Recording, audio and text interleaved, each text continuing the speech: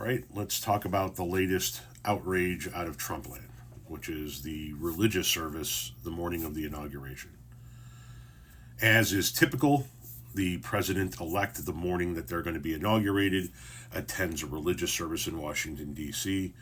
Obviously, a religious figure speaks, and this year the religious figure had a message for Donald Trump. Let's play that clip. Mr. President, millions have put their trust in you. And as you told the nation yesterday, you have felt the providential hand of a loving God.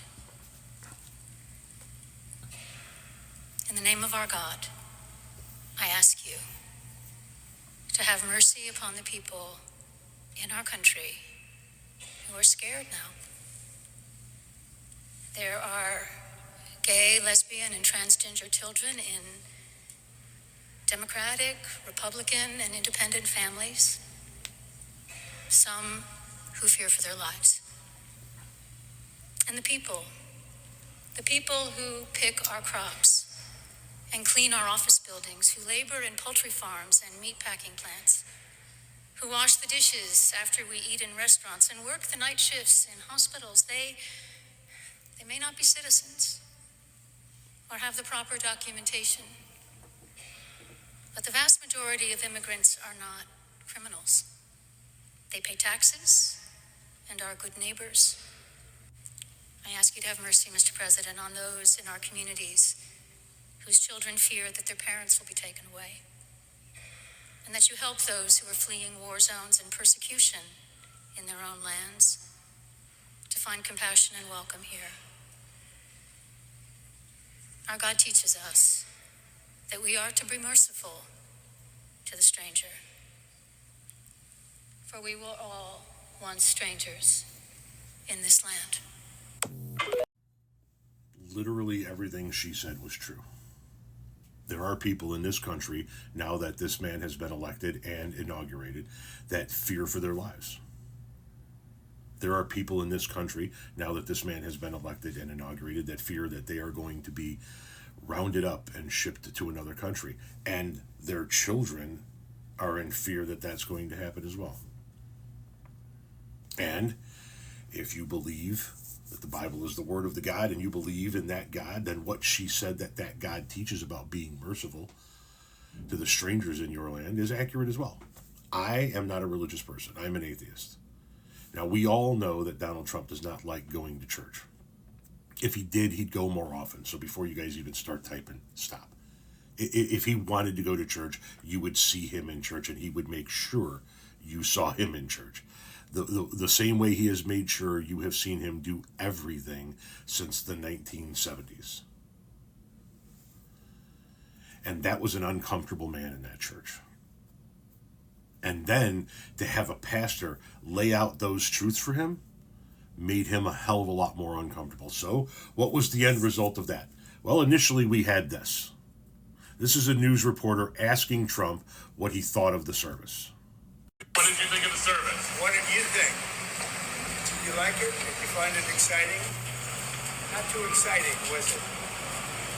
I didn't think it was a good service, no. Thank you very much. Thank you, press. Thank you, press. They can do much better. Of course, that was going to be his response, right? It wasn't a very exciting service. I didn't think it was a good service. I think they could do much better, right? Because he is quite literally incapable of taking criticism. He is. He's incapable of it. You say anything about him, right? Hey, your tie is crooked. You are on the fucking list. And now, this person is on his list. That was the first thing he said. Then he released this on his Truth Social account. The so-called bishop who spoke at the National Prayer Service on Tuesday morning was a radical left, hardline Trump hater. Let's just pause right there. She's not a so-called bishop. She's a bishop. And how is it that everybody that speaks against you is radical left, even when there are people on your own side of the political aisle that speak against you? You've used radical left so much that it has no fucking meaning anymore. But his petulance didn't stop there. Listen to this next line. She brought her church into the world of politics in a very ungracious way. Fucking pause. My guy, aren't you the motherfucker selling Bibles? She was nasty in tone and not compelling or smart, right? Again, a woman, again, nasty, right? Coming from a guy who's the nastiest motherfucker in politics, right? She was nasty in tone. Buy a mirror, bitch. And not compelling or smart. So now, another woman, she can't possibly be smart, right? She failed to mention the large number of illegal migrants that came into our country and killed people. So now you want politics and religion intermingled. That's what you wanted her to say. Gotcha. Many were deposited from jails and mental institutions. It is a giant crime wave that is taking place in the USA. No, it's not. Crime's actually down overall. You lie with every fucking word. Apart from her inappropriate statements, the service was a very boring and uninspiring one. Yes, right. Everything that you don't like is boring. It lacks talent. She is not very good at her job. No, I thought she was pretty damn good. And here's where we get to the petulant man baby part. She and her church owe the public an apology. I don't know that bishop, and that bishop doesn't know me, but I'm going to go ahead and offer my apology on that bishop's behalf. Fuck you. I got your fucking apology right here. Fuck you. There's your fucking apology. You are such a fucking petulant child.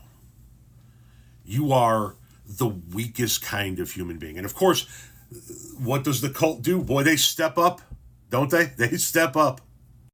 This woman should never step foot in the National Cathedral again in any capacity. The audacity to pull something like this. Breaking. President Trump speaks on the disgraced woke pastor that attacked him during the sermon. How has she been disgraced, pray tell? Why is everything you disagree with woke? And how did she attack him when she is imploring him to be Christian in his service of the country? I guess being asked to follow the Christ's way is now being attacked. Interesting. Jack Posobiec, or whatever the fuck his name is, says, when a female priest is talking, got to sprinkle a little bit of that sexism in there too. Huh, asshole? When you are incapable of taking criticism in any capacity at all, you have an issue. That is a major character flaw. You have to be able to say, I was either A, I was wrong, which he's incapable of saying. B, I hear you. I'm going to take that to heart as I enter into 4 years of serving all Americans, not just the ones that voted for me. Nope. That doesn't exist in Trump's head. That doesn't exist inside him. He is incapable of saying those things and holding those positions. And that is a major, major problematic character flaw for the person that's going to be running the nation. What a fucking petulant piece of shit.